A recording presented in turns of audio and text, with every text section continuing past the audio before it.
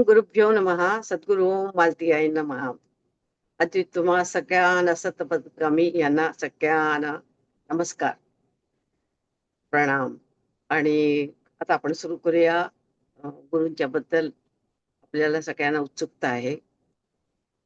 आणि सगळ्यात पहिले तुम्ही मला ह्या प्लॅटफॉर्म दिलात, बोलायला दिलं, कारण गुरूंच्या बद्दल कोणाला बोलायला आवडत नाही. खूप बोलायला आवडतं आणि खूप सांगायसारखं पण आहे. हे दिलात तर त्यावेळेस तुम्हा सगळ्यांचे आभार. सुरू करूया. आता सगळ्यात पहिले आपण 1956 मध्ये आई जेव्हा मी आम्हाला घेऊन आई आश्रमात गेल्या, शिवानंद आश्रम, तिथे पोहोचावूया. ऋषिकेश, हरिद्वारच्या पुढे एक 3-4 किलोमीटर मला वाटतं आहे ऋषिकेश. तर तिथे तेव्हा आश्रम, म्हणजे पण आता खूपच आश्रम वाढलाय. खूप तिथे सुधारणा झाल्या आहेत. आणि बऱ्याच बिल्डिंग पण खूप झाल्या आहेत. तर तेव्हा थोडंसंच होतं, जास्त बांधकाम झालेलं नव्हतं. पण शिवानंद स्वामी जेव्हा साधना करत असताना हळूहळू त्यांच्या भोवती संन्यासी जमू लागले. ते आपल्या साधनेबद्दल त्यांना प्रश्न विचारू लागले. तेव्हा स्वामीजी एका झोपडीमध्ये राहत होते. त्यांनी कुटीर बांधलेली होती, तिथे राहायचे. आणि अन्नछत्रामध्ये जाऊन लाईनीत उभारून, काली कमलीवाला म्हणून पलीकडे आहे, त्याच्या तिथे लाईनीमध्ये उभारून त्याच्याकडनं जास्त पोळ्या घेऊन यायचे. ते ह्याच्यासाठी की पुन्हा लाईनीत उभारून आपला वेळ जायला नको. आणि त्या पोळ्या वाळून जायच्या. मग ते वाळलेल्या पोळ्या गंगेच्या पाण्यामध्ये ते भिजवायचे आणि खायचे. अशा तऱ्हेने स्वामी शिवानंदांनी, जे की एक मी म्हटलं तुम्हाला की ते एक डॉक्टर होते, 3-3 दवाखाने चालवत होते.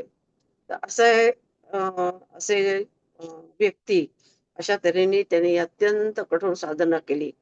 आणि मग हळूहळू जसे संन्यासी जमायला लागले, व्हायला लागले, तेव्हा एका सत्पुरुषाने त्यांना ते नको नको म्हणत असताना त्यांनी जमीन त्यांना दान दिली, की स्वामीजी, आम्ही तुमच्यासाठी नाही, आम्ही आमच्यासाठी व्यवस्था करतोय.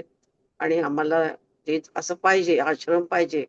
आणि तुम्ही पण ते तुमच्या नावावरती झालं पाहिजे. म्हणताना मग तिथे डिवाइन लाईफ सोसायटीची स्थापना झाली. आणि जेव्हा आम्ही आता आईंच्या गुरूंचं जे आपण बघितलं, तर शिवानंदांचं आचरण कसं होतं, म्हणजे आम्ही पण लहानपणापासून तिथे गेलेलो आहे. आणि आम्हाला सगळं वेगळं होतं. म्हणजे आम्हाला पहिले असं हे काहीच माहिती नव्हतं, की सत्संगाला जायचं असतं आणि असं करायचं असतं वगैरे. या गोष्टी माहिती नव्हत्या आम्हाला. हळू तिथे गेल्यानंतर एक एक गोष्टी माहिती व्हायला लागल्या. परंतु तिथले जे संन्यासी होते, तिथले जे साधक होते, त्यांच्यामध्ये इतकी शिस्त होती, की ते वेळच्या वेळी सगळे कार्यक्रमाला ते वेळेवर येत असत. पूर्ण कार्यक्रम अटेंड करत असत. स्वामीजींचं जे होतं, तो दिवस जो असायचा फुल पॅक असा ठेवलेला होता, की कुठल्याही संन्याशाला किंवा कुठल्याही साधकाला बडबड आणि रिकामा वेळ घालवायला वेळच नाही. एक तर प्रत्येक संन्यासाला काही ना काहीतरी सेवा दिलेली असायची, काहीतरी कार्य दिलेलं असायचं. आणि दुसरं म्हणजे की ते कार्यक्रमच बाकीचे असे सगळे अरेंज केलेले असायचे, की त्यांना फुरसतच नाही. म्हणजे सर्वसाधारण आपण आश्रमामध्ये बघतो, नवीन आपण गेलेलो असलो तर आपण कसं थोडी ओळख करायचा प्रयत्न करतो. थोडं आपल्याला माहिती हवी असते, थोड्या गप्पा मारायच्या असतात, जाणून घ्यायचं असतं. तर तिथे असं होतं की कुठल्याही संन्यासाशी आपण बोलायला गेलं, की ते जेवढंच तेवढं उत्तर द्यायचंय. अच्छा, नमस्ते माताजी म्हणायचे आणि ते निघून जायचे. त्यांना वेळच नसायचा. आणि ज्यांना सकाळी स्वयंपाक पण करणारे होते स्वामीजी तिथे, जे हे होते, सकाळचं खूप लवकर चहा, 6:30, 6ला चहा, 6:30ला नाश्ता, असं सगळं होतं. तर तेव्हापासून त्यांची ड्युटी लागलेली असायची. त्यामुळे जे संन्यासी सकाळच्या ड्युटीवरती असायचे त्यांचं ध्यान वगैरे काहीच व्हायचं नाही. पण ते संध्याकाळ झाली, स्वयंपाकाला सगळं स्वच्छ केलं, की ते बूट घालून हे घालून निघाले व्यायामाला. व्यायाम, प्राणायाम सगळं ते करायचे. ध्यान त्याच्यानंतर. मग पूर्ण ते त्याच्या ह्याच्यात असायचे. अशा तऱ्हेने तिथल्या संन्याशांचं एकदम, ज्याला आपण म्हणतो की खूप आपल्याला आदर्श वाटेल असं हे होतं. आणि अत्यंत सगळेजण नम्र, तुम्हाला कुठली गरज लागली तर मदत करायला कधी तयार. आता स्वामीजींचं जे शिकवण होती, कारण स्वामीजी, मी तुम्हाला जसं म्हटलं, ते शिकलेले होते, मॉडर्न होते. आणि त्यांच्याकडे येणारे लोक सुद्धा असे होते, की एक एक दिग्गज, म्हणजे आता तुम्हाला त्यांचे जे सांगितलं, तर 30 एक असे मी व्यक्ती सांगू शकेन, की ते म्हणजे जसे काय ह्याच्यातला तारा आहेत, एक आपल्या आकाशातला एक तारा आहे. स्वामीजी जर सूर्य असतील तर हे तारे आहेत तसे. इतकी अशी रत्न एकापेक्षा एक. आणि आले कसे, स्वतः हे सर्वपल्ली राधाकृष्णन सुद्धा यांचे शिष्य होते.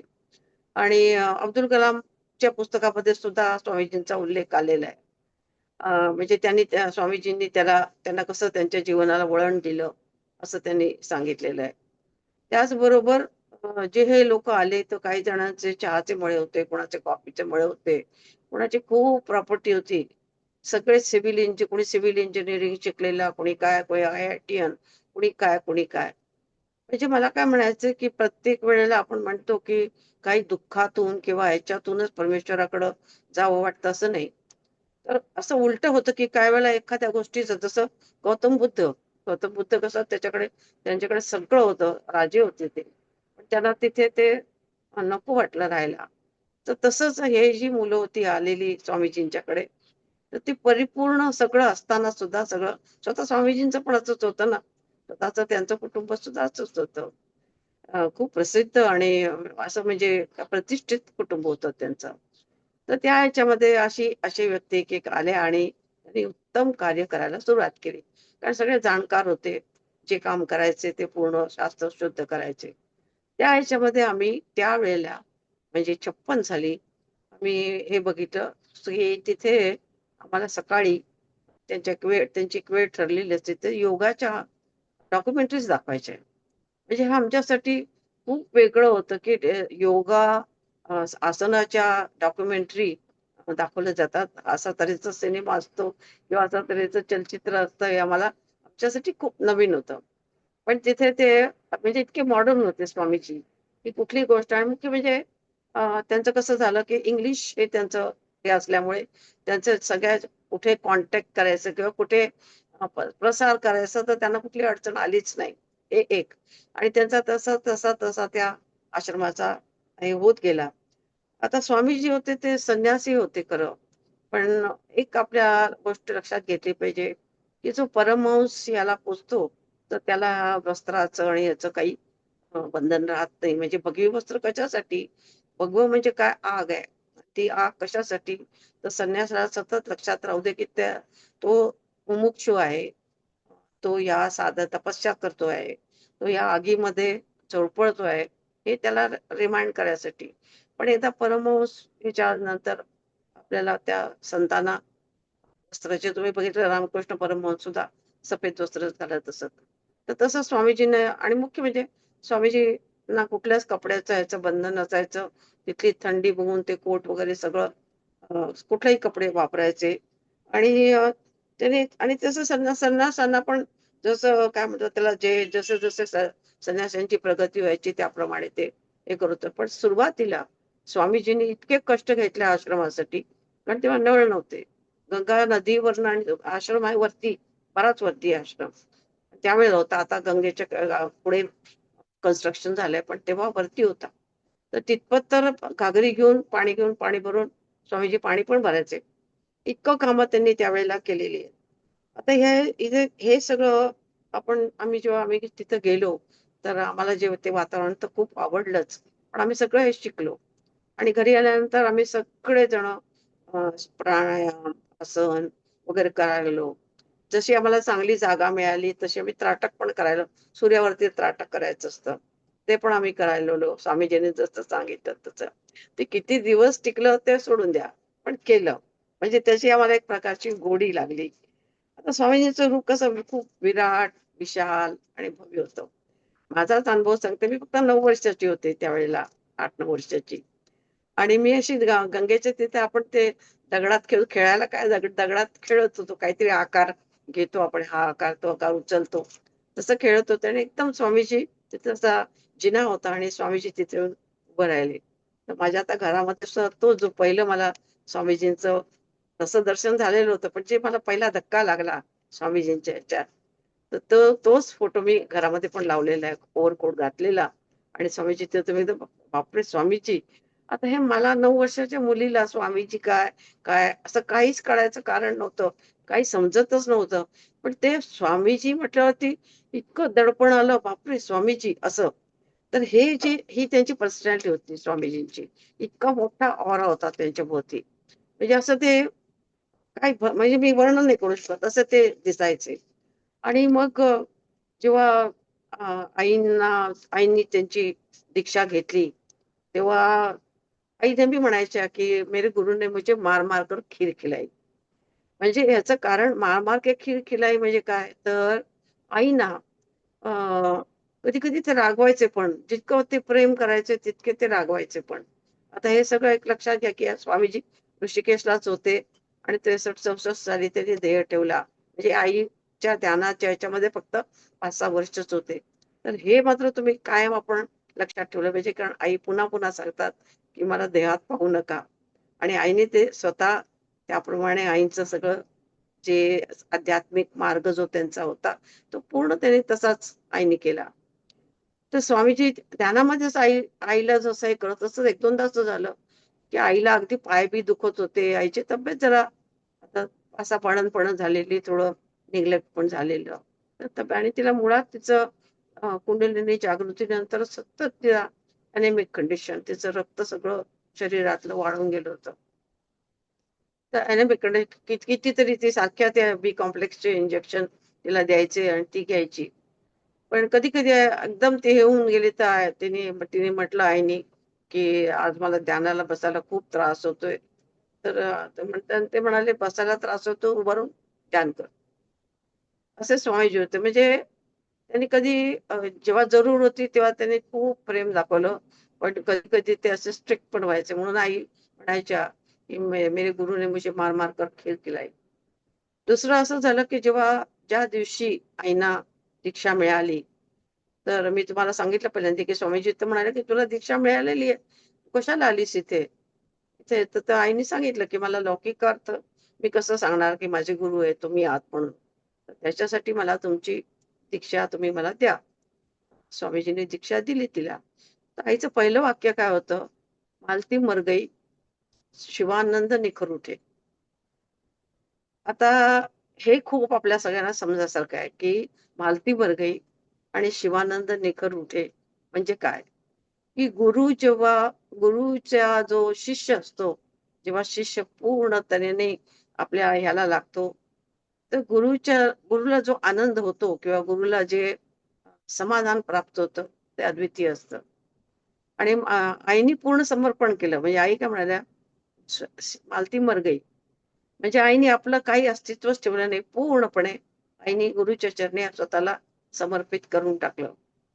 आता हे सगळं होत असताना आईची पुढे तुम्हाला माहिती आहे, की कुंडलिनी जागृत झाली. आईचं विशेष असं, की आईला सगळं शरीर ज्ञान झालं.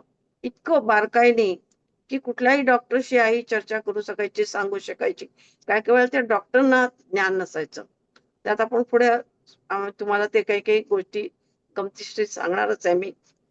तर इतकं बारीक सगळं ज्ञान झालं आणि मला नेहमी असं वाटतं, किती अलौकिक ते असेल, की शरीर चालू आहे, असं कोणाला बघायला मिळतं?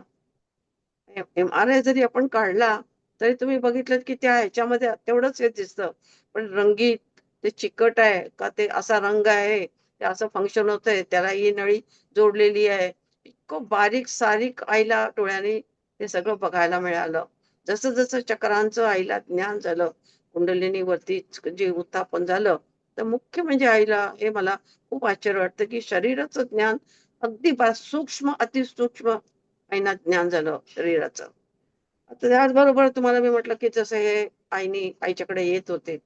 आता व्यावहारिक ह्याच्यामध्ये आई कसं करत होत्या, तर आई अ, समाजकार्य करत होत्या. म्हणजे माझे वडील पण महाराष्ट्र मंडळाचे कार्यकर्ते होते. आई पण महाराष्ट्र मंडळाचं काम करायची.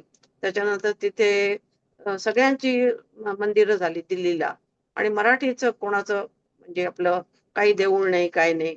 तर त्यामध्ये तिथे काही मराठी मुलं होती. ते म्हणजे बाळमावशी म्हणायचं माझ्या आमचं माहेरचं आडनाव पाड आहे. तर सगळे म्हणायचे बाळमावशी. मग सगळेजण काय झालं, की बाळमावशीकडे यायचे आणि मग म्हणायचे, की "आई असं-असं आहे आणि मावशी आपल्याला आपलं नको का देऊळ आपलं पाहिजे. बघा त्यांनी केवढं मोठं देऊळ बांधलं आणि कसं हे झालं." तर म्हणताना मग ते सगळं प्लॅनिंग झालं.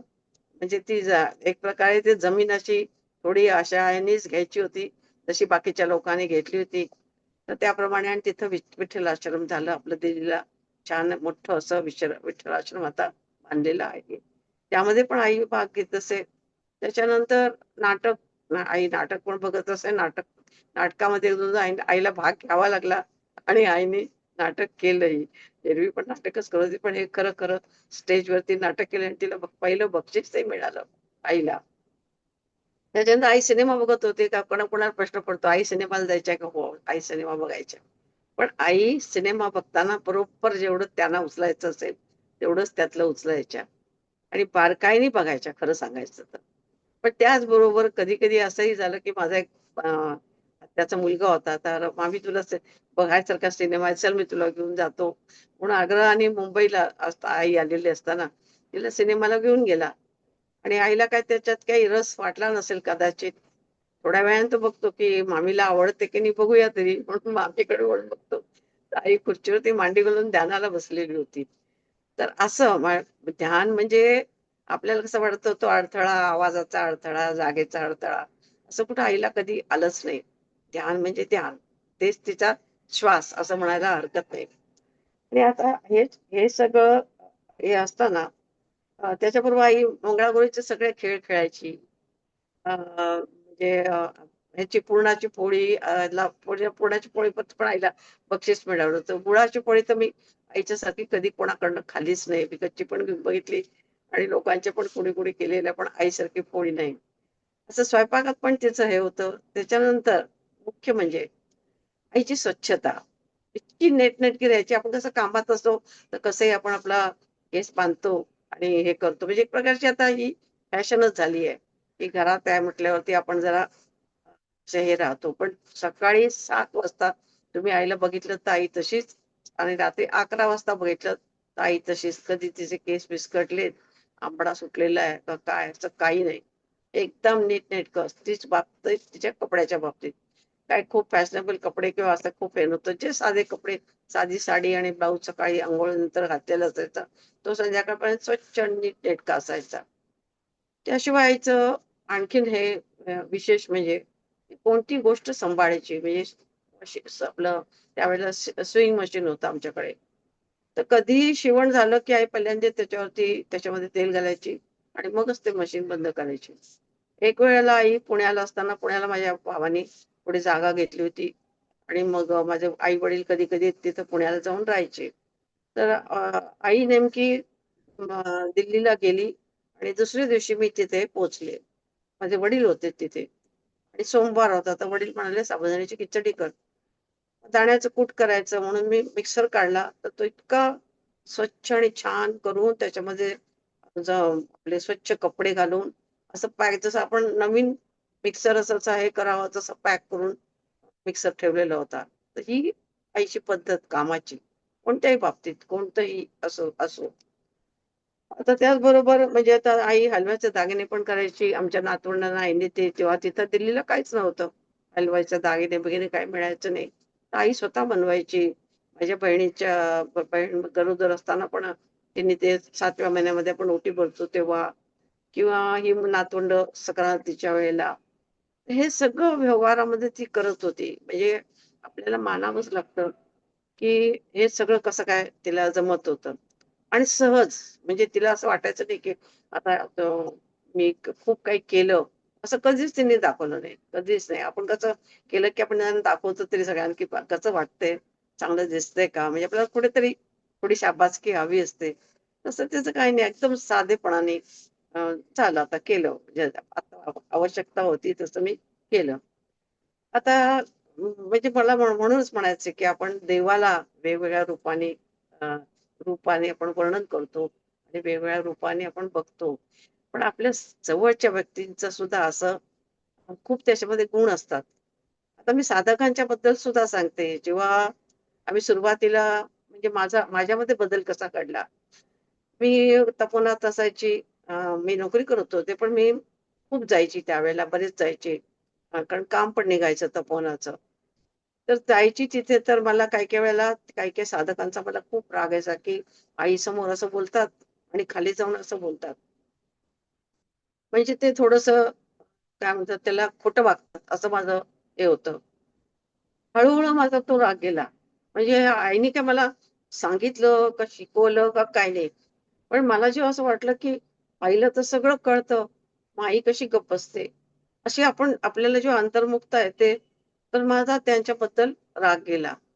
मग असं हळू असं झालं, की दुसऱ्यांनी त्या साधकाबद्दल काय वाईट बोललं, तर मला एक तर राग तरी यायचा किंवा वाईट तरी वाटायचं, की कशाला असं बोलतायत?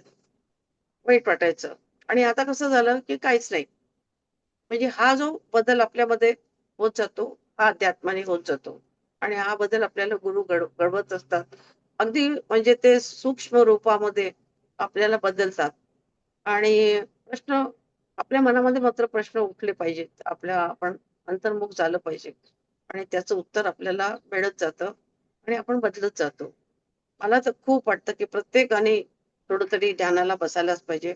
आणि आजकालच्या परिस्थितीमध्ये जी छोटी मुलं आहेत, तर त्यांना सुद्धा अ, हे करायला पाहिजे. तर आईला जसं मी तुम्हाला सांगितलं, की हे ह्याचं शारीरिक ज्ञान झालं, तसं आईला अलौकिक म्हणजे कसं, तर आईला सगळ्या सिद्धी प्राप्त झाल्या.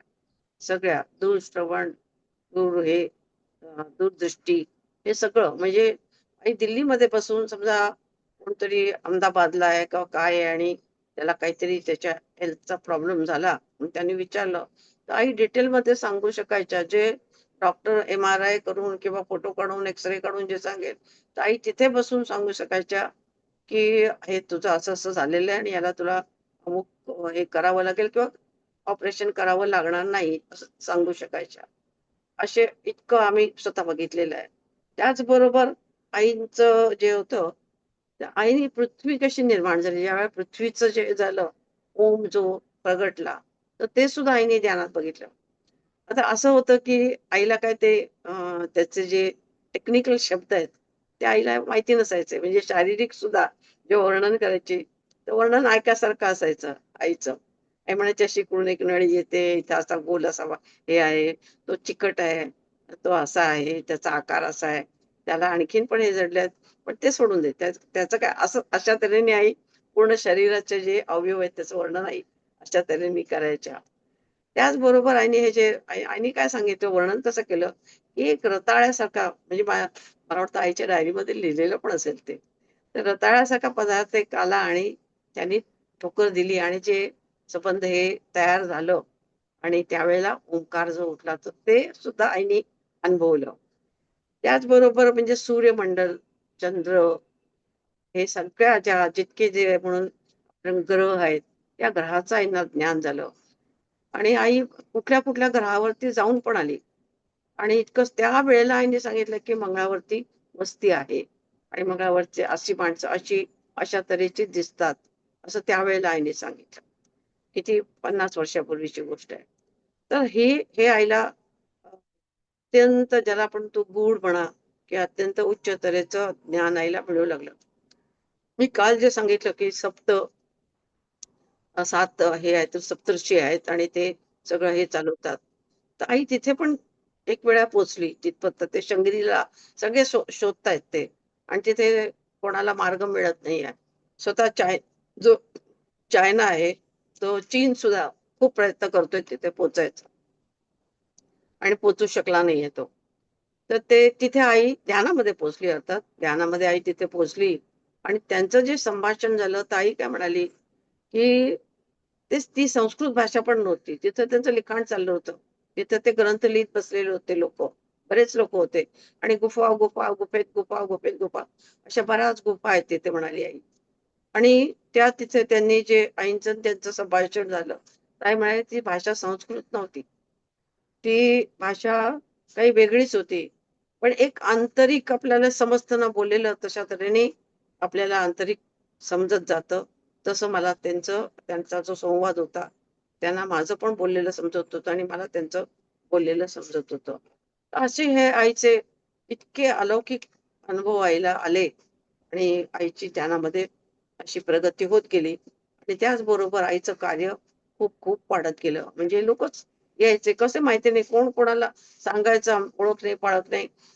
ते म्हणजे आमच्याकडे असं होतं इतके दिवस आम्ही दिल्लीला राहिलो. तर या घरातून त्या घरात, त्या घरातून त्या घरात त्याचा मला करावं लागलं, कारण भाड्याचं घर होतं. आणि असं असतं की तिथे जे गव्हर्नमेंट क्वार्टर मिळतं ते सिनियरिटी पण मिळतं. तर माझ्या वडिलांची सिनियरिटी म्हणजे सर्व्हिस फार झालेली नव्हती. त्यामुळे सिनियरिटी पण जरा आम्हाला बरंच उशिरा गव्हर्नमेंट क्वार्टर मिळालं. गव्हर्नमेंट क्वार्टर मिळाल्यानंतर खूपच छान झालं. जागा चांगली होती. मागे पुढे अंगण होतं आणि म्हणजे जागा भरपूर होती असं म्हणायला हरकत नाही. आणि त्यामुळे लोक जी नवीन यायची लोक ती पुढच्या दाराने यायची, कारण ते नंबर बघत यायची, क्वार्टरचा नंबर बघत यायची. पण जी जुनी लोक होती आणि गाडीने किंवा स्कूटरने यायची ती मागच्या बाजूने. आता तुम्ही विचारा, आम्ही तरुण मुली घरामध्ये, आम्हाला काय प्रायव्हसी असेल? No privacy. आणि असंच आम्हाला म्हणजे रविवार असो किंवा कोणताही असो, सगळ्यात पहिले लोक यायच्या आधी आमच्या सगळ्यांच्या अंघोळी झाल्या पाहिजेत आणि आम्ही सगळे तयार पाहिजे. म्हणजे रविवार आहे म्हणून तुम्ही असं जरा असे तसे बसलात असं काही नाही. तुम्हाला व्यवस्थित तयार होऊनच बसायला पाहिजे असं होतं. काही वेळा तर असं व्हायचं की इतकी लोक आतमध्ये असायची, इतकी लोक आतमध्ये असायची की आम्हाला बसायला जागा नसायची. हो, बाहेर तिथे दिल्लीला ते छान आहे. दिल्लीला त्यामुळे कॉट म्हणजे हे असतं बाजलं, बाजलं असतं आपल्या ह्याचं. तर नवारीची सुद्धा नव्हती आमच्याकडे, तर त्या कात्याचीच असायच्या. चारपाई म्हणतात त्याला. ते चारपाई आम्ही टाकून द्यायचो बागेमध्ये आणि बसायचो आम्ही बाहेर. आणि आतमध्ये माणसं बसलेली असायची. ती जेव्हा जातील तेव्हा आम्ही आत जाऊ शकायचो. असं असं कितीतरी वेळा व्हायचं. कितीतरी वेळा. म्हणजे खास करून आम्ही तर किती वेळा बाहेरच होतो ऑफिसच्या कामाने वगैरे. पण वडील लवकर घरी यायचे. त्यांचं ऑफिस जे होतं ते सकाळी आणि साधारण 3 वाजता ते घरी यायचे. मग 3च्या नंतर थोडं ते आराम करतात ना करतात तोपर्यंत लोक यायला सुरुवात झाली तर त्यांना सरळ बाहेर जाऊन बसायला लागायचं. आणि वडिलांनी खूप कोऑपरेशन दिलं आईला, खूप दिलं. म्हणजे त्यांचं कोऑपरेशन किंवा त्यांचं जे सहकार्य ते खरं म्हटलं तर बघितलंच गेलं नाही असं म्हणायला हरकत नाही. पण असं असतंच की बरेच वेळेला त्यांना जो हे करणारा असतो तो म्हणजे मागे राहतो, पडद्यामागेच राहतो, तसं म्हणायला हरकत नाही. आणि सुरुवातीला झाला थोडा बहुत संघर्ष, जसं मी म्हटलं की माझे वडील पण स्ट्रिक्ट होते, आई पण स्ट्रिक्ट होती. आणि त्यांना वेळेवरती जेवण, वेळेवरती असं सगळं त्यांचं, कारण नोकरी करणारा मनुष्य म्हटल्यावरती थोडस हे पण असतं, बंधन पण असतं. तर त्यांना पण आईने ते पाळलं.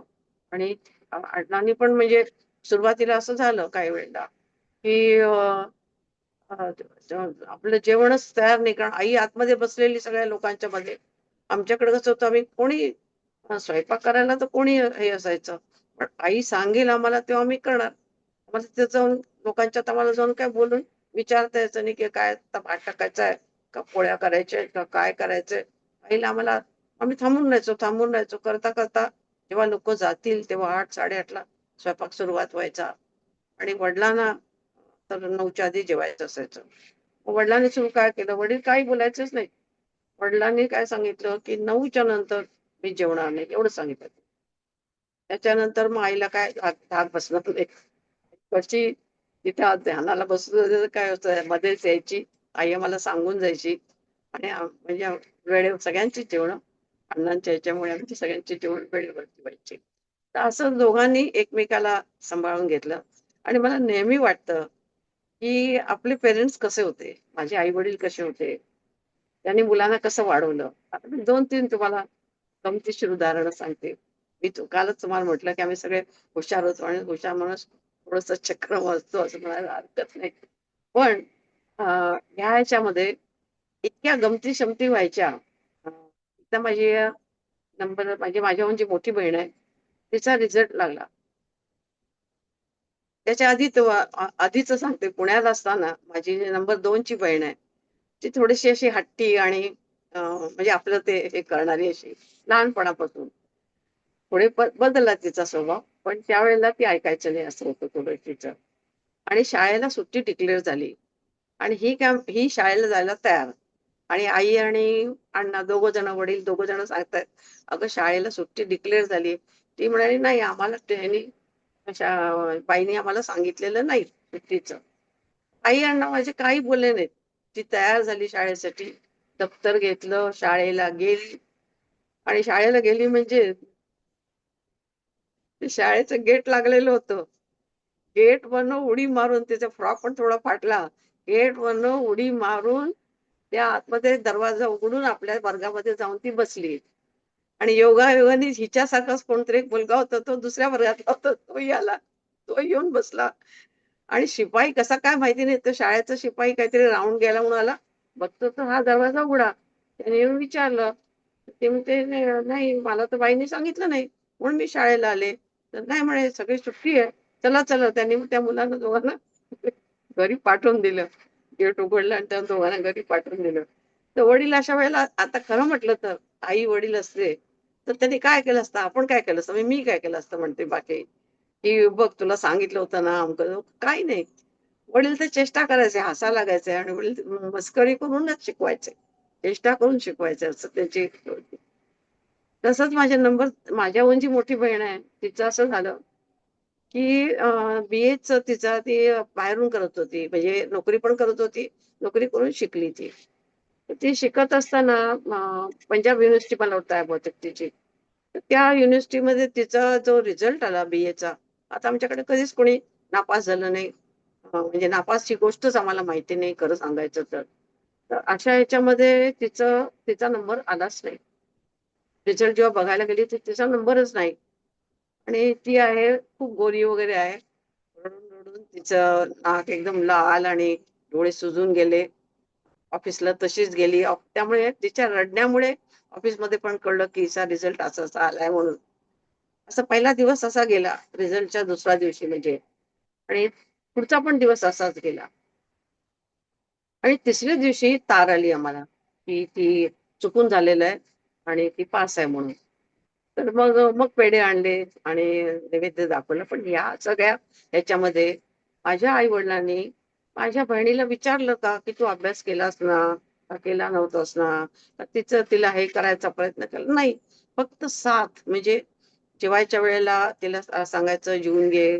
तिला समजवायचं. एवढंच केलं. पण they allowed her to go through that. हे प्रत्येक वेळा मी बघितलंय. ही खूप मोठी गोष्ट आहे, जी आपण करत नाही. आपल्याला आपण म्हणतो, की तो जे मुलगा सहन करतो, तो मीच सहन करते. पण त्या ह्याने काय होतं, की त्या मुलाला त्याचा थोडा आत्मविश्वास कमी होतो किंवा त्याच्यात सहनशक्ती त्याची कमी होते. तर माझ्या आई-वडिलांनी तिला काही तसं हे केलं नाही. अ, फक्त कोणी यायचं ते प्रत्येकजण म्हणायचं, "अहो, अशी कशी ती नापास होईल? काय शक्यच नाही. काहीतरी चुकलं असेल हो." असं तर आई म्हणायची, "हो बाबा, आमच्याकडे आतापर्यंत कधी असं काही रिझल्ट आमच्याकडे कोणाचाच आला नाही." एवढंच बोलायची त्यात त्यात त्यात. ते सुद्धा लोकांना. तिला काहीच म्हटलं नाही. आणि मग ती जेव्हा ते झाले, मग पेढे आणले, पेढे सगळे वाटले वगैरे. तर वडील म्हणायचं, नापास आणि पास असे दोन्ही पेढे आहेत" म्हणायचे. म्हणजे चेष्टा करायचे असे आणि तीच गोष्ट लाईट करून टाकायचे. कधी हे करायचे नाही. त्याचबरोबर आता हे जे काय म्हणतात त्याला, माझा भाऊ माझा भाऊ जेव्हा इंजिनियर झाला आणि त्याला नोकरी मिळाली, आता एकटा मुलगा. आणि वडील जे होते ते असं व्हायचं, की वडील बरेच वेळा अशा वेळेला माझे वडील आई व्हायचे आणि आई जी आहे ती वडील व्हायची. म्हणजे आई जास्त स्ट्रिक्ट आणि वडील एकदम सॉफ्ट अशा वेळेला. त्यांना असं वाटायचं नाही हिला होणार नाही किंवा असं आहे वगैरे, असं थोडंसं त्यांना सॉफ्ट कॉर्नर असायचं अशा वेळेला. तर आई त्याला सांगायची, आईने त्याला शाखेत जायला सांगितलं. कारण एकटा मुलगा मुली-मुलींच्यात राहतो, तर हा थोडासा हे टफ बनला पाहिजे म्हणून. आणि त्याच्यासाठी शाखेमध्ये जाऊन सांगितलं, की आता हा रोज शाखेत येईल म्हणून. आणि त्यावेळेला आता मला माहिती नाही, पण तेव्हा शाखेचं असं होतं, की ते बोलवायला यायचे घरी आणि ह्याला जायचं जायचं नसायचं. कंटाळा यायचा. तर वडील नेहमी त्याला प्रोटेक्ट करायला बघायचे. वडील म्हणायचे, "नाही त्याची तब्येत ठीक नाहीये." किंवा काहीतरी सांगायचं, "त्याचं होमवर्क आहे म्हणून तो येत नाहीये." म्हणजे त्याला कव्हर करायचा प्रयत्न करायचे वडील. पण आई मात्र सांगायची, "नाही, काही असू दे 1 तास तिथे जायचं म्हणजे जायचं." कधी-कधी तो म्हणायचा, "आई ते काही नसतं, खेळ खेळ वगैरे काही नसतं." त्यामुळे काय हरकत नाही. खेळ नसलं तर तिथे जाऊन उभं राहायचं 1 तास आणि परत यायचं. पण जायचं. असं आमच्याकडे म्हणजे असे हे पण होते, टफ पण होते आणि त्याचबरोबर अशा तऱ्हेची पण त्यांची वागायची ही होती.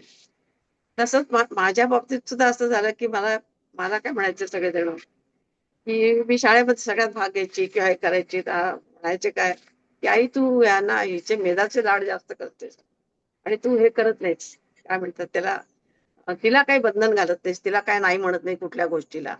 आणि त्याने एका वेळेला काय झालं की 26 जानेवारीला मी निवडले गेले याच्यासाठी, परेडसाठी. आणि ड्रेस होता व्हाईट आणि त्याच्यावरती रेड कोटी. आता ती रेड कोटी माझ्याकडे नव्हती, व्हाईट ड्रेस तर कुठून तरी मिळवला मी व्हाईट ड्रेस. आता लाल कोटी नाही म्हणताना काय करणार, मग मी आईला सांगून बघितलं. आई म्हणाली, नाही यावेळेला मी तुला काही काही नवीन घेऊन देणार नाही. तुला आता असेल तर तुला हे कर, त्याच्यातून तुला बाहेर पडावं लागेल. नाईलाज आहे, असं सांगितलं आईने. असं सांगितल्यावरती मग मी फिरले आणि मला शेवटी एक लाल ह्याची हे मिळाली, पॅन्ट मिळाली. आणि त्याची मी कोटी शिवली आणि मी 26 जानेवारीची परेड करून परत आले. परत आल्यानंतर मग आईने सांगितलं की असं पाहिजे, तुम्ही मेधाला म्हणता ना असं, तर असं पाहिजे, म्हणजे प्रयत्न केला पाहिजे. असं आईने अप्रिशिएट केलं उलट. म्हणजे हे केलं नाही आईने की असं मागायला कशाला गेलीस वगैरे असं.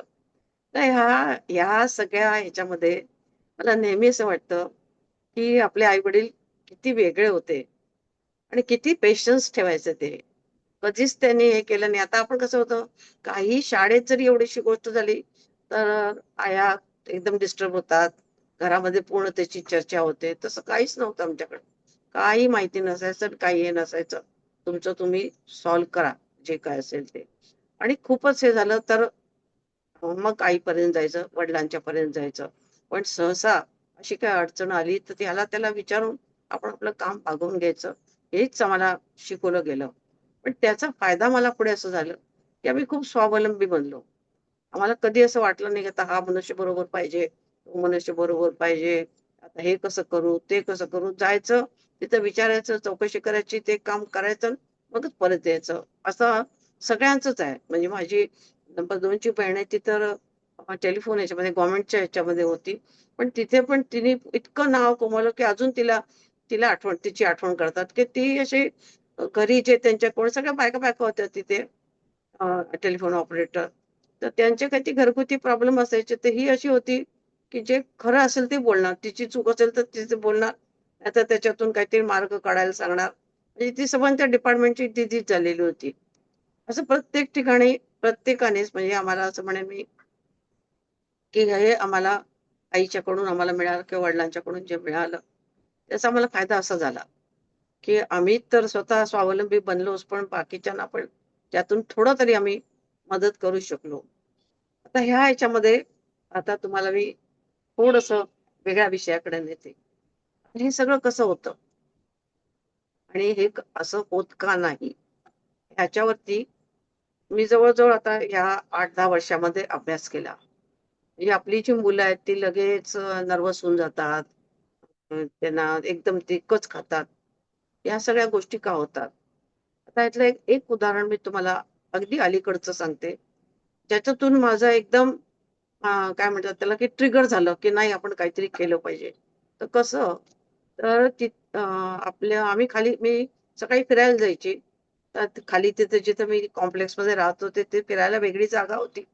मला कधीतरी बाहेर त्या झाडाच्या खाली वगैरे जायला आवडायचं. तसे मी बाहेर पडले बिल्डिंगमधून, कॉम्प्लेक्समधून. आणि तिथे असे गट असतात. या शाळेची मुलं इकडं, हा युनिफॉर्म घातलेली. त्या असे ओळीने सकाळच्या वेळेला मुलं असे एक-एक ग्रुप करून उभी होती. आणि त्या गर्दीतून मी जात असताना मी असं बघितलं, की एक चांगली तगडी मुलगी, पंजाबी जरा थोडीशी टाइपची, एक साउथ इंडियन मुलीच्या जोरात केस ओढत आणि ती मुलगी कळवळून रडत होती. कळवळून, कारण तिने मागून तिची पोनी ती खेचत होती आणि तिला काही प्रतिकारच करता येत नव्हता. तर मी नुसतं एवढंच म्हटलं, "ये क्या कर रहे हो तुम?" जरा मोठ्याने म्हटलं. आणि मग तिच्याबरोबर तिचे वडील, ह्या मुलीच्या बरोबर जी मारत होती, त्याच्याबरोबर तिचे वडील होते. जिची केस ओढत होती, तिच्याबरोबर आई होती. आई मला वाटतं बहुतेक त्या ह्याच्याबरोबर बायकांच्याबरोबर बोलत उभी होती आणि वडील अ, मोबाईलवरती असतील का काय मला माहीत नाही. पण दोघांचं लक्ष आपल्या मुलांच्याकडे नव्हतं. तेव्हा हे जेव्हा आम्ही बघितलं, तर त्याच वेळेला ते ₹10,000 ची काहीतरी घड्याळं आली होती, की ते घड्याळपट्टा मुलाच्या गळ्यात बांधून ठेवायचा मुलाच्या हातामध्ये आणि मग मूल काय करतं हे सगळं तुम्हाला मिळतं. पण तुम्ही स्वतः जेव्हा तिथे जवळ आहात, जर मुलाची काळजी करू शकत नाही, मुलाकडे लक्ष नाही, तर मग उपयोग काय? तर हा ट्रिगर पॉइंट झाला. पण ह्याचा अर्थ असा, की कुठे ना कुठेतरी आपली क्षमता कमी झाली. आपली अटेंटिव्हनेस कमी झालाय. आणि तो कसा झालाय, तर ही आपली जी चक्र आहेत, म्हणजे आता अध्यात्मामध्ये, ध्यानामध्ये आईने जो अभ्यास केला, आईने जो आम्हाला शिकवला, त्या त्या सगळ्या आध्यात्मिक आपल्या प्रगती असतात, की असं दिसलं, असं झालं आणि एक-एक आपल्याला दर्शनं त्याप्रमाणे होत जातात. त्याप्रमाणे आपल्यामध्ये आपल्याला जप करायला सांगितला जातो किंवा आणखीन काय केलं जातं. पण ह्याचा जो एक सायंटिफिक आपण मी म्हणतो ना, आपल्यात बदल पडला, माझ्यात बदल पडला. बरेच साधक म्हणतात, की आमच्यात हा फरक पडला. त्याचं कारणच असं असतं, की हा बदल शारीरिक पण आहे. कसं? तर हे जे प्रत्येक चक्र आहे, ते प्रत्येक चक्र एक-एक अवयवाशी जोडलेलं गेलं आहे.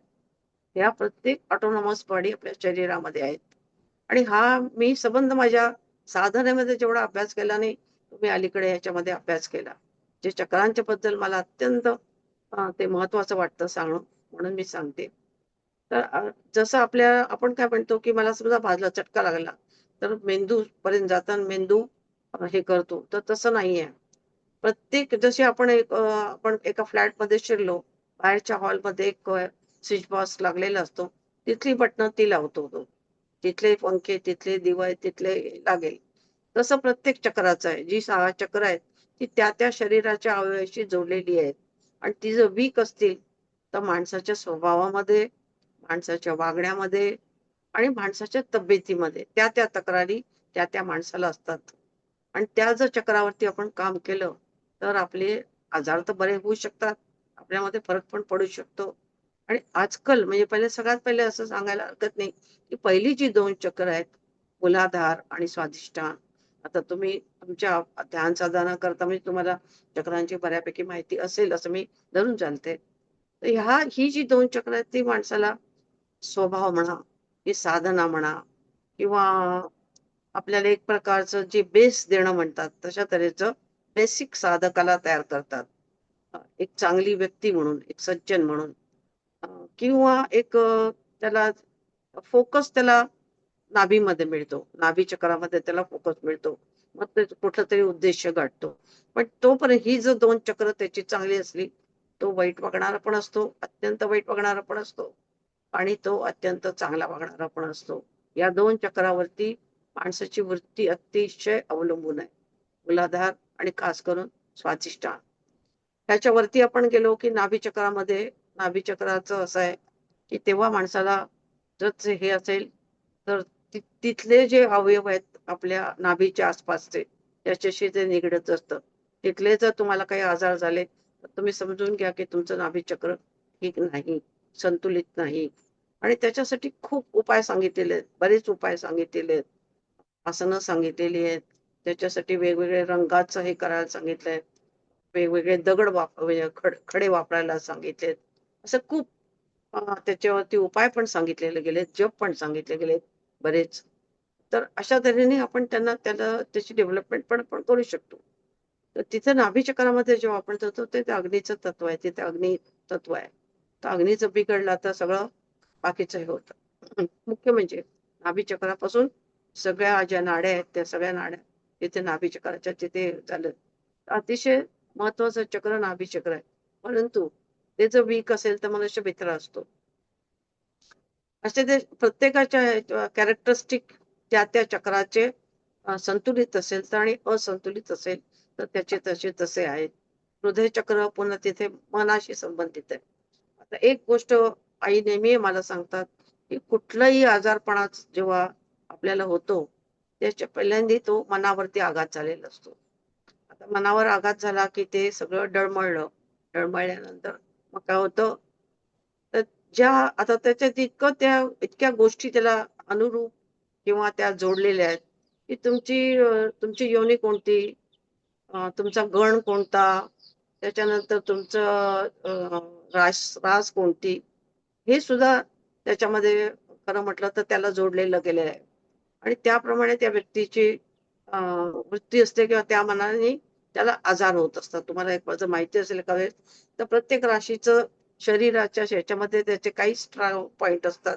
शरीराचे काही भाग त्याचे स्ट्रॉंग असतात आणि काही भाग त्याचे वीक असतात. म्हणजे त्या माणसाला ह्या ह्याच्या प्रकारचा आजार व्हायची जास्त शक्यता असते अमुक एक राशीला. असं पण त्याच्यामध्ये असतं. तर हे सगळं जोडलेलं असतं आणि त्याप्रमाणे तो जो जो आघात झालेला असतो तो उद्भवतो आणि त्याप्रमाणे तो आजार काय म्हणतात त्याला उघड होतो किंवा तो बाहेर येतो. तर सगळ्यात पहिले म्हणूनच आपल्याला आईने सांगितलंय गृहस्थ आश्रमामध्ये जे लोक राहतात त्याच्यावरती तर आपल्याला किती छोट्या छोट्या गोष्टीवरनं आघात होऊ शकतात. कोणी आपल्याला पैशाबद्दल बोललं, एखाद्या माणसाची परिस्थिती ठीक नाही आहे, एखादा मनुष्य आपण खूप छान स्वयंपाक केला पण त्याच्यावरनं बोललं, कपड्यावरनं बोललं, काही होऊ शकतं. ऑफिसमध्ये कोणी काय बोललं, असे आपल्याला आघात सहन करावे लागतात. पण त्याच्यावरती जेव्हा ध्यान हे सगळ्यात चांगलं औषध आहे. आई नेहमी म्हणायची, "तुमचं व्हिटॅमिन एम वेगळं म्हणजे मनी आणि आमचं व्हिटॅमिन एम वेगळं म्हणजे मेडिटेशन." असं आई म्हणायचे. तर हे खरंच खूप आवश्यक आहे आणि आपण जेव्हा ध्यान लावतो, तर आपण जे श्वासावरती हे करतो, तर मनाला एक प्रकारची अत्यंत शांती मिळते. एक 2 मिनिटं जरी तुम्हाला एवढं ते मिळालं, ते खरंच ते एक प्रकारे व्हिटॅमिनसारखं असतं आणि आपल्या आयुष्यामध्ये त्याची खूप मदत होऊ शकते. मग पुढे आपण ह्याच्यानंतर आपण इथं कंठचक्रामध्ये जातो. कंठचक्र पण खूप गुंतागुंतीचं आहे. तिथे 16 पाकळ्या आहेत तिथे. म्हणजे इतक्या तिथे विद्या जोडलेल्या आहेत असं म्हणायला हरकत नाही किंवा इतके आपले जे ज्ञानेंद्रिय आहे त्याच्याशी ते संबंधित आहे. आणि म्हणूनच तुम्हाला माहिती आहे की गळा जो आहे होतो तो मनुष्य ताबडतोब मरतो त्याचं कारणच हे आहे. तर तिथे सगळी ती हे अवघडलेली असते आणि तिथून बाहेर पडताना कोणत्याही साधकाला खूप साधना करावी लागते. पुढचं अज्ञातचक्र. अज्ञातचक्र सुद्धा आता अज्ञातचक्रावरती YouTube वरती काय वाटेल ते सांगत असतात, काय वाटेल ते करत असतात. परंतु जर आपली शुद्धी झाली नाही, तर भयंकर प्रकार होऊ शकतो. असं नाही, की आपण कुठेतरी कोणाकडे गेलो आणि त्यांनी स्पर्श केला आणि आपली कुंडलिनी जागृत केली किंवा आज्ञाचक्र जागृत केलं, तर मनुष्य तो वेडा होऊ शकतो. वेडा म्हणजे विक्षिप्त होईल. वेडा म्हणजे असं नाही, की मेंटल हॉस्पिटलमध्ये पोहोचायला, पण तो विक्षिप्त होईल. त्याला खूप त्रास होईल त्याचा. कारण ती जी शक्ती त्याला कोणीतरी उद्दीपित करून दिली, तो तो अ, हे करू शकणार नाही. धारण तो करू शकणार नाही. तर तेव्हा असं हे करतच पण मुलांना मात्र थोडंसं या बाबतीमध्ये आता ते खूप छान एक कोणतरी बाई आहेत त्या चांगल्या मुलांना शिकवतायत. बऱ्याच मुलांना त्यांनी तयार केलंय आणि आज्ञाचक्राच्या वरती आज्ञाचक्र हे काय करतं, जे आपण म्हणतो ना, की मला वाटलंच होतं. मला वाटलंच होतं. आपल्याला एक इंडिकेशन मिळतं. कोणती गोष्ट झाली, की आपण सहज म्हणतो, "अरे, मला असं वाटलं होतं, असं होईल असं." मग तेच ते आज्ञाचक्र. इंट्युशन देणारं जे असतं ते आज्ञाचक्र असतं. आपल्याला कुठे ना कुठेतरी ते एक चित्त सांगत असतं. दुसरं आपल्याला चित्त आपल्याला चूक का बरोबर कारण आपले जे संस्कार सगळे ते चित्तामध्ये आहेत, ते सांगतात. आणि हे जे आहे, हे सगळं ह्याच्यामध्ये सांगतं. तर हे आज्ञाचक्र आहे. तर ह्या आज्ञाचक्राला पण पण थोडंसं तरी निदान हे केलं पाहिजे. त्याच्या साधनेमध्ये तर त्याची खूप आवश्यकता आहे. आणि आईचं तर आज्ञाचक्र केव्हाच हे झालं. त्यामुळे आईला कोणाचंही पूर्वजन्म वगैरे आरामात आई सांगू शकायची. आरामात म्हणजे आईला ध्यान करून बघायला सुद्धा लागायची गरज नसायची. एकदा असं झालं, की आम्ही ऋषिकेशला गेलेलो होतो. तिथे फॉरेनर आला आणि आमच्याच त्याच्यापैकी एक तरुण मुलगा तो चांगला म्हणजे कॉन्व्हेंटमध्ये शिकलेला होता. त्याची आणि त्याची दोस्ती झाली. तर तो बोलता-बोलता काय म्हणाला, की मी माझा अमुक एक ह्याच्याप्रमाणे प्राण सडला, की मला भयंकर त्रास होतो. तर हा काय म्हणाला, की "मग माझ्या गुरूंना विचार, ते सांगतील तुला." तो आईंच्याकडे घेऊन आला. तर घेऊन आला आणि अजून तो खाली बसणार, आई त्याला ध्यानाला बसवणार. तोपर्यंत काय झालं, की तिथले जे मुख्य हे होते अ, गुरु म्हणजे गुरूंच्या ह्याच्यावरती बसलेले चिदानंद स्वामी, तर ते आले. त्यामुळे ताबडतोब सगळेजण उठून बसले. आई पण मग एकदम हे झाले आणि त्याला काहीच हे केलं नाही. पण तेवढ्या त्या एक क्षणात आईने सांगितलं, की "याचं हे आध्यात्मिक नाहीये. याला हार्टमध्ये होल आहे आणि त्याला ऑपरेशन करावं लागेल." एवढ्या 1 सेकंद म्हणजे तो पुढे बसला असेल आणि तोपर्यंत हे झालं अनाउन्स झालं, की स्वामीजी आ रहे म्हणून आणि सगळेजण उठून उभे राहिले. हे एवढ्या ह्याच्यामध्ये इतकं ज्ञान म्हणजे मला काय म्हणायचंय, की आपण ही जी साधना आणि ह्या जे आपण ऐकतो, ते व्यवहारामध्ये याचा खूप उपयोग होतो आणि व्यवहारामध्ये आपण ह्याचं हे जाणून घेतलं पाहिजे, की कसं अध्यात्म आपल्या संसारामध्ये आपल्या मुलांना, आपल्या परिवाराला याचा उपयोग होऊ शकतो. आता हे सगळं सांगत असताना आता मी पुन्हा योगिनीकडे येईन. आता योगिनीचं सांगितलं, की योगिनीमुळे आईचा सगळीकडे आईचा नाव झालं आणि म्हणजे एक सुरुवात होती. ते योगिनीने जाऊन काय सांगितलं असं नव्हतं. पण ती एक सुरुवात होती. आईला घरामधून काम म्हणजे हे कार्य करायला सांगायला सुरुवात झाली आणि लोक येऊ लागले. लोक येऊ लागले तसं आता मी जसं सांगितलं, की बरेच वेळा मनुष्य देवाकडे केव्हा वळतो तर काहीतरी अडचण असेल. तर तसं पण व्हायचं, की बरेच वेळा त्या माणसांना काही त्रास असायचा, काही असायचं. आणि आई सोडवायच्या कारण स्वामीजींना विचारूनच आई कोणती गोष्ट करत असत. गुरुदेवाने आज्ञा दिली, की त्याचं जे काय असेल ते निराकरण आई करत असत. तर त्या सगळ्या ह्याच्यामध्ये आम्ही जवळून काय बघितलं, की माणसाचे वेगवेगळे आम्हाला रूप बघायला मिळालं. म्हणजे जसं मी तुम्हाला काल परवा सांगितलं, की त्या बाई तुमच्या जवळ ज्या राहत होत्या, त्यांचं जसं आपल्याला रूप बघायला मिळतं, तर तसंच त्या लोकांच्या मध्ये त्या लोकांना जो त्रास होत होता, की ज्याच्यामुळे ते त्यांच्या आयुष्यामध्ये त्यांना दुःख होतं.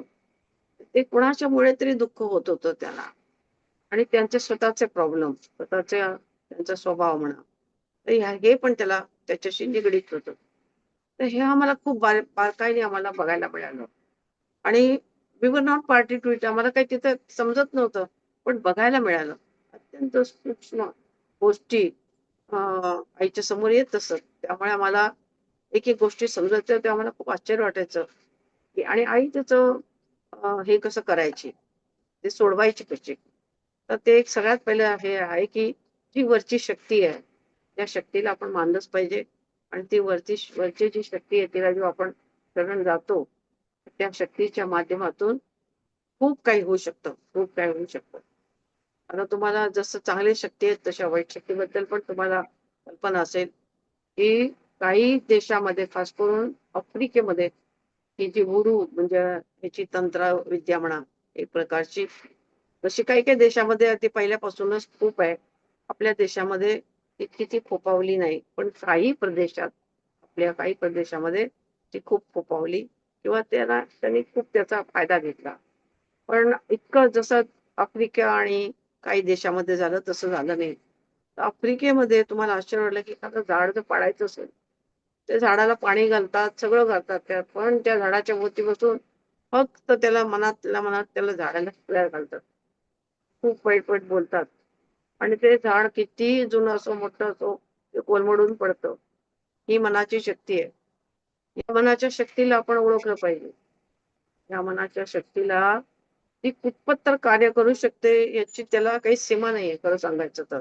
आणि आता जर तुम्ही त्या बाईंचं काम बघितलं असेल, 16 वर्षाची मुलगी आहे. ती डोळे मिटून क्यूब सोडवते. ती डोळे मिटून गणितं सोडवू शकते. असं त्यांनी हे केलं. त्याचं काय? तर तिने सांगितलं, की मला ते समजतं. असं समजतं. तिने फक्त आपलं आज्ञाचक्र हे केलंय. पण त्याच्याबरोबर आहार, प्राणायाम, आसन हे सगळं त्यांना करावं लागतं त्या मुलांना. आणि ती सगळी पवित्रता त्यांना सांभाळावी लागते आणि तेव्हाच ते होऊ शकतं. तर असं नाही, की आपण एकच चक्रावरती काम करतो आणि खायच्या वेळेला किंवा बाकीच्या वेळेला आपण काहीच पाळत नाही. तर त्याचा उपयोग होत नाही. आपल्याला कारण ते पूरक गोष्टी आहेत. तसं ते होणारच नाही. असं ते आहे. आणि हे सगळं आईला एक-एक चक्राच्या मध्ये जे ज्ञान झालं आणि म्हणजे गणपती म्हणा, गणपतीचं दर्शन झालं, ह्याच्यावरचं दर्शन झालं, ब्रह्मदेवाचं दर्शन झालं आणि आई तर शिवभक्त होतीच पहिल्यापासून. विष्णूचं दर्शन झालं आईला एक वेळेला आणि शारदा मातेचं दर्शन झालं आणि काही सांगितलं गेलं. कधी तिला सांगायचं की पण आईनी काय केलं, की जे जसं-जसं सांगितलं गेलं, काही वेळा आईला सांगायचे, "लाख, 1,00,000 जप कर." तर आई 1,00,000 जप करायची आणि एरवी आईच्या हातामध्ये माळ नसायची. पण 1,00,000 करायचं, तर मग आपल्याला त्याचं हे मोजमाप ठेवायला पाहिजे. मग त्यावेळेला आई माळ घेऊन जप करायच्या. आणि मग काही माळा झाल्यानंतर आईला कळायचं, की इतक्या वेळामध्ये एवढ्या माझ्या 4-5 माळा होतायत. मग आई त्याप्रमाणे पुढचे हे करायची. पण आईनी जे सांगितलं ते आईने केलं आणि त्याच्यामुळे आईचं तेज इतकं होतं आईच्या चेहऱ्यावरती. म्हणजे अजून खरं म्हटलं तर त्या मी जे सांगतेय ते 64, 65, 66 सालचं म्हणतेय. पण तेव्हा सुद्धा आईच्या चेहऱ्यावर इतकं तेज होतं, ते साधनेच होतं. आणि इतकी कठोर साधना आईने केली, म्हणजे इकडं घरात मी तुम्हाला आता सगळं सांगितलं, की एक व्यवहारामध्ये आई आमची कशी होती आणि ह्या ह्याच्यामध्ये आई कशा हे करत होती आई. साधनेमध्ये आईचं कसं उच्च स्तरावरती आई एक एक टप्पे आई गाठत होत्या. आणि अत्यंत कठोर म्हणजे ध्यान म्हणजे ना 8-8, 9-9 तास. मग सगळे म्हणतात 8-9 तास आई करायच्या कशा? पण आई कसं करायच्या, की आता सकाळचं झालं, सगळेजण गेले ऑफिसला बिफिसला सगळं झालं, की बसली आई ध्यानाला. मग पुन्हा 10, 10:30ला उठलं, मधला थोडा स्वयंपाक केला, काय केलं, की बसली पुन्हा. पुन्हा 11चं ध्यान तर कधी तिचं चुकलं नाही. बसली पुन्हा आई 11 वाजता ध्यानाला. दुपारी तर दुपारी ध्यानाला बसायची. संध्याकाळी पुन्हा ध्यानाला बसायची. आणि पुन्हा रात्री. 8-9 तास तर व्हायचंच ना ध्यान. असं. आणि म्हणजे तिला ते हेच होतं, की आता पुढे काय? आता पुढे काय? आता पुढे काय? असं तिचं ते ध्यानाची इतकी ओढ लागलेली होती, की तिला जर 24 तास ध्यानाला मिळालं नसतं तरी बसली असती 24 तास ध्यानाला. आता हे व्यवहार आणि हे सांभाळून ती करत होती, म्हणून हे होतं. पण मी जसं म्हणते, की खरंच हे जगाला दाखवून द्यायचं होतं आईला, की व्यवहार आणि हे करू शकतो. एक वेळा हे चिदानंद स्वामी लोणावळ्याला हे होतं, शिबिर होतं डिव्हाइन लाईफ सोसायटीचं. म्हणजे शिवानंद स्वामींच्या जी संस्था आहे त्याच्यातर्फे. आणि तिथं मुख्य त्यांचे जे प्रेसिडेंट आणि यांचे शिष्य, शिवानंद स्वामीचे शिष्य, जे उत्तराधिकारी होते, ते तिथे आले होते.